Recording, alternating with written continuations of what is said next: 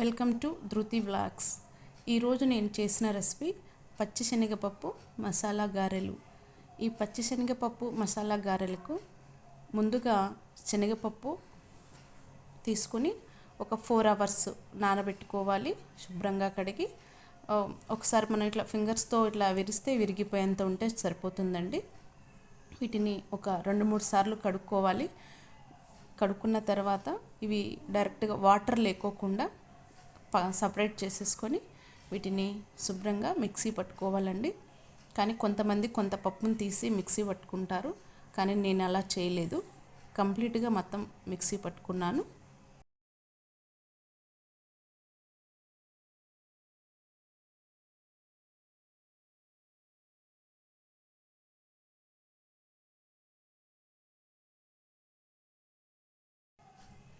మెత్తగా మాత్రం పట్టుకోవద్దండి మిక్సీ. ఒక మాదిరి పలుకు ఉండేలానే పట్టుకోండి. ఎందుకంటే మరీ మెత్తగా పట్టుకుంటే అవి తినేదానికి అంత రుచిగా ఉండవు. ఇలా పలుకుగా పట్టుకుంటేనే మనకి గారె టేస్ట్ తెలుస్తుందండి.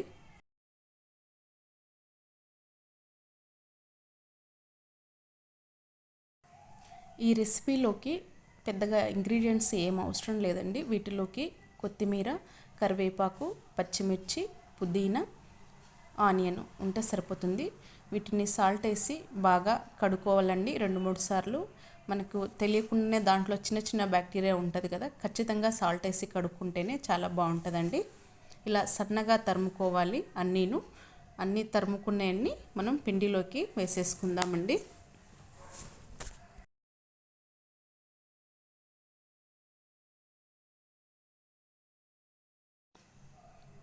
హాఫ్ టీ స్పూన్ జీలకర్ర వేసుకోవాలండి. అలాగే రుచికి సరిపోయేంత సాల్ట్ వేసుకోండి. అలాగే వీటిలోకి ధనియాలు ఉంటాయి కదండి, ఒక పలుకు మాదిరిగా ఉన్నవి వేసుకుంటే చాలా టేస్ట్ ఉంటుంది. నాకు సమయానికి లేదు, నేను అందుకని పౌడర్ వాడాను. ఇప్పుడు ఇవన్నీ వేసుకొని బాగా కలుపుకోవాలండి. కలుపుకొని ఒక 5 minutes పక్కన పెడితే మనకి చేసుకోవడానికి గారె బాగా వస్తుందండి.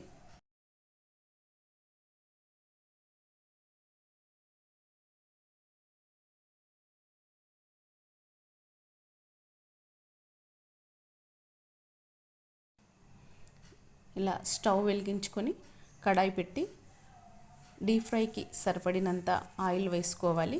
ఆయిల్ కాగాక మనం ఇలా చెక్ చేసుకుంటే తెలుస్తుంది కాగింది లేంది అన్నది.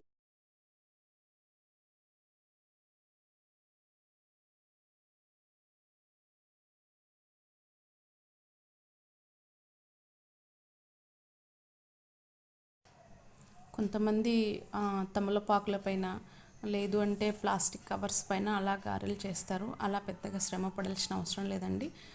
ఆయిల్ అప్లై చేసుకోకుండా కొంచెం వాటర్ చేతులకి ఇట్లా అప్లై చేసేసుకొని మనం వేసుకుంటే ఈజీగా.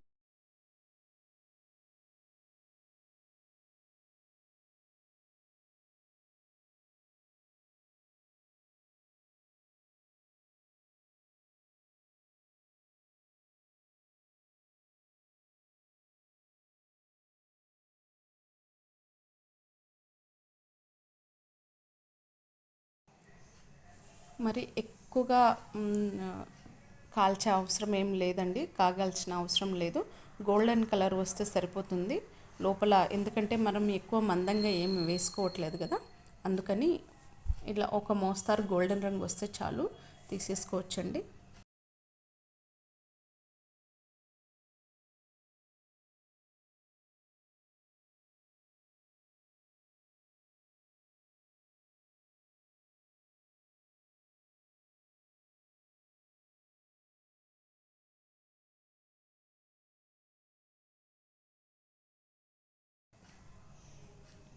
ఇలా రెగ్యులర్గా చేసుకొని తినే ఫుడ్ అయితే కాదు కదండి, వీక్లీ వన్స్ కదా.